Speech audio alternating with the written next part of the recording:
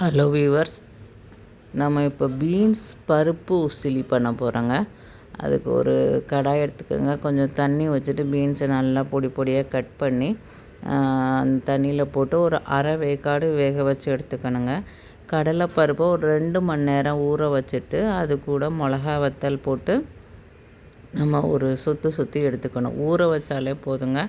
ஊற வச்சுட்டு ஒரு சுற்றி எடுத்துக்கணும். இப்போ பீன்ஸ் வெந்துருச்சு, அதை இறக்கிட்டு இன்னொரு கடாய் வச்சுக்கோங்க. கடாயில் கொஞ்சமாக எண்ணெய் ஊற்றிட்டு கடுகு, ஜீரகம், வெங்காயம் நான் போட மாட்டேன். உங்களுக்கு வெங்காயம் போடணுன்னு நினச்சிங்கன்னா வெங்காயம் போட்டுக்கோங்க. கடுகு, ஜீரகம், மிளகா வத்தல், திருப்பி 2 மிளகா வத்தல் போட்டுக்கோங்க. போட்டுட்டு கருவேப்பிலை போட்டு நல்லா தாளிச்சிட்டு நம்ம அந்த கடலைப்பருப்பும் மிளகா வத்தலும் ஊற வச்சு ஒரு ட்ரையாக அரைச்சி வச்சுருக்கோம்ல ஒரு பேஸ்ட்டு, தண்ணி ஊற்றாமல் அரைச்சிக்கோங்க. தண்ணி ஊற்றி கொலன்னு அரைக்கக்கூடாது. வெறும் ஊற வச்சு தண்ணியை வடிகட்டி அரைச்சி வச்சுட்டு அந்த கடாயில் போட்டு அதையும் நல்லா ரோஸ்ட்டு பண்ணிக்கணும். அந்த பருப்பும் மிளகா வத்தல் பேஸ்ட்டையும் நல்லா போட்டு ட்ரையாக ரோஸ்ட்டு பண்ணிவிட்டு அதுக்கப்புறம் வேக வச்ச பாருங்கள் இந்த மாதிரி அரைச்சிக்கணும் ட்ரையாக. இப்போ இதையும் இதில் போட்டு நம்ம நல்லா வதக்க போகிறோம். அந்த ஸ்மெல்லு போகிற வரையும் வதக்கிட்டு நம்ம பீன்ஸ் ஆல்ரெடி வேக வச்சு வச்சுருக்கோம்ல, அதையும் இது கூட சேர்த்துக்கணும். சேர்த்துட்டு இப்போ பீன்ஸையும் நம்ம பாதி தான் வேக வச்சுருக்கோம்.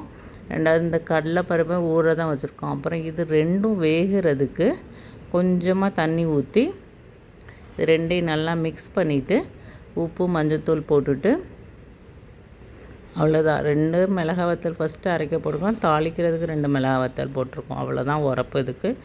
அந்த கொஞ்சமாக அந்த மிக்ஸி ஜாரை மட்டும் கழுவி அந்த தண்ணி மட்டும் ஊற்றிட்டு மிக்ஸ் பண்ணிவிட்டு மூடி போட்டு மூடி வச்சுருங்க. ஒரு 10 நிமிஷம் கழிச்சிங்கன்னா அந்த பருப்போடு அந்த பீன்ஸு சேர்ந்து நல்லா வெந்து நமக்கு நல்ல ஒரு டிஷ் கிடச்சிருங்க. அவ்வளோதான். இப்போ எடுத்துட்டோம். இது நல்லா வெந்து வந்துடுச்சு. பார்த்திங்கன்னா பருப்பு கூட அந்த பீன்ஸும் சேர்ந்து நமக்கு பருப்பு உசிலி ரெடி ஆயிடுச்சு. அதுக்கப்புறம் தேங்காய் போடணுங்க. தேங்காய் போட்டு இறக்கிற வேண்டிதான். நான் என்கிட்ட ட்ரை கோகோனட் பவுடர் இருக்குது, அதனால அதுதான் போடுறேன். நீங்கள் ஃப்ரெஷ்ஷாக போடணுன்னாலும் போட்டுக்கோங்க.